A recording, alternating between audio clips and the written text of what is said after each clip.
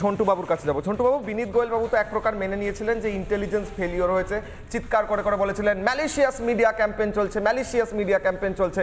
তারপর উনি আবার শিরদাঁড়াও গ্রহণ করেছিলেন। সেই শিরদাঁড়াটা নিয়ে কি করেছেন জানি না, অনেকে বলেন নাকি প্রথমটা বিক্রি করে দিয়েছিলেন, দ্বিতীয়টাও নাকি বিক্রি হয়ে গিয়েছে, এমনটা অনেকে বলেন। তো আপনি কি বলবেন, গতকাল রাজ্য সরকারের এই পদক্ষেপ সদর্থক নাকি আরো অনেক কিছু করার প্রয়োজন? দেখুন, মাস্কট স্পিন কন্ট্রোল ল্যাবের পরীক্ষায় এটি প্রমাণিত। কেয়াসেট আলোপেক্স পেন্টা অ্যাক্টিভ নতুন চুল গজাতে সাহায্য করে, চুল পড়া বন্ধ করে। Keya Seth Alopex penta active 10 hair fall প্রবলেমের একমাত্র সলিউশন। এটা তো একটা অ্যাডমিনিস্ট্রেটিভ সিদ্ধান্ত উনি নিয়েছেন। আমি বলছি যে ঘুণটা ধরেছে স্বাস্থ্য দপ্তরে, যে ঘুণ ধরেছে পরতে পরতে, যে প্রশ্নগুলো এখনো রয়ে গেছে, যে 240 ঘন্টা পরে শোকজের 240 ঘন্টা পরে কোনো উত্তর না দেওয়ার পরেও সন্দীপকে কেন তার রেজিস্ট্রেশন বাতিল হলো না, কেন মেঘনাথ হয়ে লুকিয়ে থাকা স্বাস্থ্য দপ্তরের এসপি দাসদের মতো লোকদের এখনো পর্যন্ত গুরুতর পদক্ষেপ স্বাস্থ্য দপ্তর নিল না, এই প্রশ্নগুলো থাকবে। আমি বলছি 2-4টে অফিসারকে তিনি সরিয়ে দিয়েছেন। উত্তাল আন্দোলনের এই নব জোয়ার, এই নব দিগন্তরা যে আন্দোলনটা করেছে, মাথা না নোয়ানোর আন্দোলন, তাতেই মেরুদণ্ডহীনেরা কিন্তু মাথা নুইয়েছে। এটা একটা সাফল্য, এদের অভিনন্দন।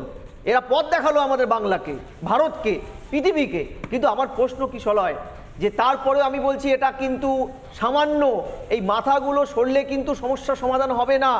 এর পরতে পরতে যারা লুকিয়ে আছে, এই থ্রেট কালচারটা এখনো যারা জিইয়ে রেখেছে, রঞ্জিত দাসেরা, তাদের বিরুদ্ধে আমি একটা উদাহরণ তোমায় দিলাম যে সন্দীপকে শোকজ করেছে 7 সেপ্টেম্বর। বলা হয়েছিল 72 ঘন্টার মধ্যে উত্তর না দিলে পরে বা স্যাটিসফ্যাক্টরি উত্তর না হলে তোমার রেজিস্ট্রেশন বাতিল হবে। আজকে 240 ঘন্টায় তার বিরুদ্ধে কোনো রেজিস্ট্রেশন বাতিলের কোনো অভিযোগ শুনেছো যে রেজিস্ট্রেশন বাতিল করেছে আইএমএ বেঙ্গল? আমি বলছি যে এই ঘটনাগুলো, আর তোমাকে আমি একটা কথা বলি, বিনীতকে এখান থেকে সরিয়ে দিয়ে তাকে একটা জায়গায় পোস্টিং দেবে। আমি বলছি বিনীত যে ঘটনাগুলো করেছে একদম পরিষ্কারভাবে তার রাজ্য পুলিশের একজন অধস্তনকে অ্যারেস্ট করে তো প্রমাণিত যে ওরা যে অভিযোগগুলো করেছিল বা মিতার বাবা মা যে কন্টিনিউয়াস অভিযোগ করছিল সেটা সত্যি একের পর এক, অর্থাৎ পেঁয়াজের খোসার মতো ছড়াচ্ছে। তাহলে বিনীতের বিরুদ্ধে কি বিভাগীয় তদন্ত করবে রাজ্য, নাকি তাকেও প্রাইস পোস্টিং দিয়ে অন্য কোথাও বসাবে? আমার প্রশ্ন হলো এটা।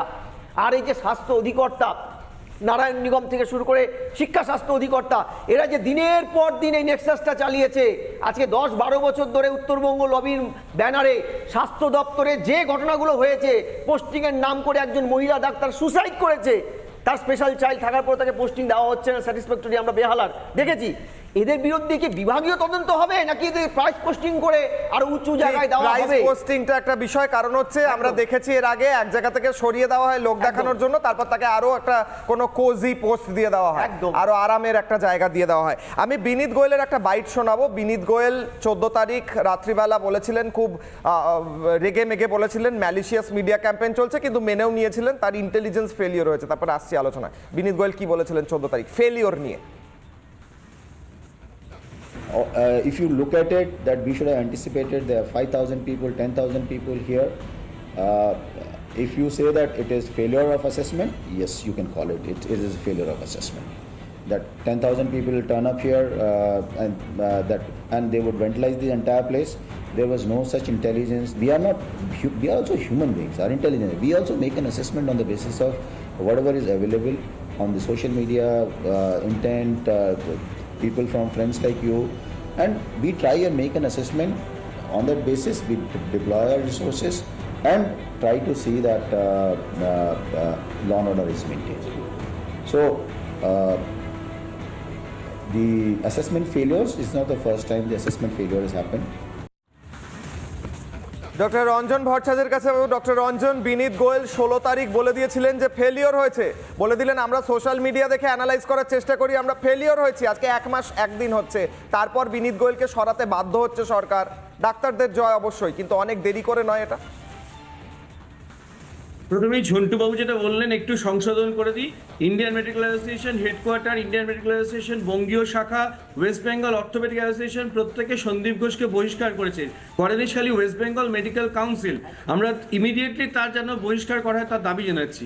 দেখো কেশালয়, আজকে বিশ্বকর্মা পুজো, তা আমি সুমন চট্টোপাধ্যায়ের গানের ভাষায় বলি যে 4টে ঘুড়ি কিন্তু ভুকাট্টা হয়ে গেছে, পেটকাঠি, চাঁদিয়াল, মোমবাতি, বগ্গা, অর্থাৎ CP, DC not, DHS, DME. কিন্তু কালকের যে ধারাবাহিক কার্যবিবরণী যদি দেখি, সেইখানে যে 9টা আমাদের কমন এজেন্ডাতে যে সিগনেচার হয়েছে এবং সেখানে মনোজ পন্থের সাথে 42 জন চিকিৎসক সই করেছে, সেইখানে 9 নম্বর পয়েন্টটা দেখবে সবচেয়ে বড়, এবং ওখানে 11টা লাইন আছে এবং ওখানে ডিসএগ্রিমেন্ট হয়েছে। কারণ ওখানে কিন্তু বলা আছে যে আমাদের হেলথ সেক্রেটারি যিনি আছেন সেই হেলথ সেক্রেটারির কিন্তু আমরা অপসারণ চেয়েছিলাম, কিন্তু তখন মাননীয় মুখ্যমন্ত্রী বলেছেন যে পুরো ঘরটাকে খালি করে দেওয়া যাচ্ছে না একবারে।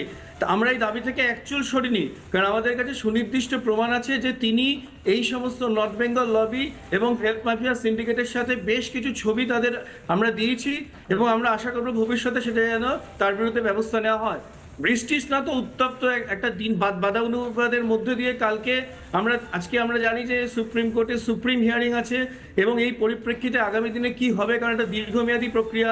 আমরা খায়েল, দামিনী, জলি এলএলবি বা পিঙ্ক বা ও মাই গড সিনেমাতে দেখেছি যে কিভাবে তারিখের পর তারিখ হয়, কিন্তু আমরা তবুও আশাবাদী। মাননীয় মুখ্যমন্ত্রীকে অনেক ধন্যবাদ যে কালকে উনি এত রাত অবধি জেগেছিলেন। আমরা আগের দিন বৈঠকটা ভেস্তে গিয়েছিল, কিন্তু উনি ছিলেন সম্পূর্ণরূপে। এবং তার সাথে বেশ কিছু ক্ষেত্রে মনে রাখতে হবে যে আমরা কিন্তু 7 দিন ধরে স্বাস্থ্য ভবনের সামনে 39 দিন ধরে প্রতিবাদে রয়েছি, রোদে পুটে জলে ভিজে। আমাদের জুনিয়র ডাক্তাররা যা করেছে তাতে কুর্নিশ, কিন্তু মনে রাখতে হবে স্বাস্থ্য ভবনের জঞ্জাল সাফাই সবে শুরু হয়েছে। এখনো West Bengal medical council, West Bengal university of health সায়েন্সের যে সমস্ত আগাছা, মাকড়সার জাল, ঝুল, এগুলোকে আমাদের ইমিডিয়েট পরিষ্কার করতে হবে। এবং এক্ষেত্রে আমাদের যে West Bengal service classification control appeal rule 1971-এর 7-এর ক অনুচ্ছেদে লেখা আছে যে সাসপেনশন করাবে, কিন্তু এক্ষেত্রে যে সমস্ত পুলিশ কর্তাদের করা জাস্ট ট্রান্সফার করা হয়েছে, কোনো মতেই তাদের ডিসিপ্লিনারি অ্যাকশন হয়নি। এবং আবার ওই 4টে পেট কাটি চাঁদিয়াল মোমবাতি বগ্গার মতো আজকে 4টে পর্যন্ত আমাদের ওয়েট করতে হবে যে বিনীত গোয়েলের। এক্স্যাক্টলি ডক্টর রঞ্জন, আমি আপনার কাছে আসবো। আমার কাছে বিরতির আগে একটু সময় রয়েছে, আমি ভাস্বতী মুখার্জির কাছে যাব। ভাস্বতী মুখার্জি, রাজ্য সম্পাদক নার্সেস ইউনিট। ম্যাডাম, আপনারা ডাক্তারদের সাথে তালে তাল মিলিয়ে শুরুর দিন থেকে আন্দোলন করেছেন, রাস্তায় থেকেছেন। গতকাল ডাক্তারদের খানিকটা বলাই যেতে পারে যে আংশিক জয় হয়েছে, তাদের অনেক দাবি মেনে নেওয়া হয়েছে। কিন্তু আমি বারবার যে প্রশ্ন করছি, এটা 1 নম্বর অনেক দেরিতে হয়েছে বলে আপনার মনে হয় না? আর 2 নম্বর, এটা কি এনাফ? বলুন। না, অনেক দেরি তো হয়েইছে। 38 দিন তো নেহাত কম কথা নয়। এবং মনে রাখতে হবে যে মাননীয়া কিন্তু উৎসবে ফিরতে বলেছিলেন। তো সেই উৎসবে ফেরাটাকে ডাক্তাররা, আমরা মেডিকেল ফ্রেটার্নিটি, সাধারণ মানুষ যেভাবে সেটাকে রিজেক্ট করে দিয়ে প্রতিবাদে থেকেছে, প্রতি মিনিট প্রতি মুহূর্ত, সারা শহর পাড়া সবাই মিলে যে প্রতিবাদে নেমেছে, এমনকি রাজ্য ছাড়িয়ে দেশ, দেশ ছাড়িয়ে বিদেশ, এই প্রতিবাদটা যদি না থাকতো তাহলে হয়তো আজকের দিনটা আমরা দেখতে পেতাম না। ফলে দেরি হোক, দেরি তাড়াহুড়ো তো কেউ করেনি, বলেছে আমাদের দাবি যতক্ষণ না মিটছে আমরা ততক্ষণ আন্দোলন ছেড়ে যাব না। যতই উৎসব থাক আর যাই কিছু থাক, উৎসবটা হবে যেদিন হচ্ছে দাবি পূরণ হবে। কাজেই দেরিটা কোনো সমস্যা নয়। 38 দিন ছেড়ে আরো 38 দিন হলে আমার মনে হয় যে কেউই লড়াই আন্দোলনের জমি কেউই ছাড়তো না। কিন্তু কালকে যেটা হয়েছে সেটাকে সবার মতো আমিও বলতে চাই যে হ্যাঁ, একটা আংশিক জয়। এই আংশিক জয়টা একটা লড়াইয়ের জয়, একটা সবাই আমরা পশ্চিমবঙ্গবাসী সবাই যে শিরদাঁড়াটা দেখাতে পেরেছি সেইটারই জয়। কিন্তু যেগুলো বলেছেন সেগুলো শেষ পর্যন্ত দেখতে হবে। এটা যেমন ঠিক, তেমনই গতকালই একটা ঘটনা ঘটেছে যেখানে চিকিৎসক নিগ্রহ হয়েছেন, আবার আরেকটা ঘটনা ঘটেছে যেখানে নার্স নিগ্রহ হয়েছে। তাহলে এই যে 38 দিন হয়ে গেছে প্রথম থেকে, এখনো পর্যন্ত কিন্তু নিরাপত্তা সব জায়গাতে ঢিলে ঢালা। উনি অনেক টাকা বরাদ্দ করেছেন নিরাপত্তার জন্য, কিন্তু সদিচ্ছা না থাকলে শেষ পর্যন্ত নিরাপত্তাটা কিন্তু এস্টাবলিশ হবে না। এক্স্যাক্টলি। ভাস্বতী ম্যাডাম, একটু সঙ্গে থাকুন। আপনি যে কথা বললেন যে টাকা দিয়ে দিলাম 100 কোটি টাকা নিরাপত্তার জন্য, কিন্তু অন গ্রাউন্ড চিকিৎসকদের উপর অ্যাটাক হচ্ছে। ওই 100 কোটি টাকা দিয়ে কি করব? ঠাকুরের আসনে রেখে পুজো করার জন্য তো ওই 100 কোটি টাকা নয়, ওই 100 কোটি টাকা ব্যবহারের জন্য। মুখ্যমন্ত্রী মমতা বন্দ্যোপাধ্যায় অনেকগুলো ঘোষণা করলেন। আজকে 4টের দিকে আমাদের নজর তো থাকছেই, দ্বিতীয় আমাদের নজর থাকবে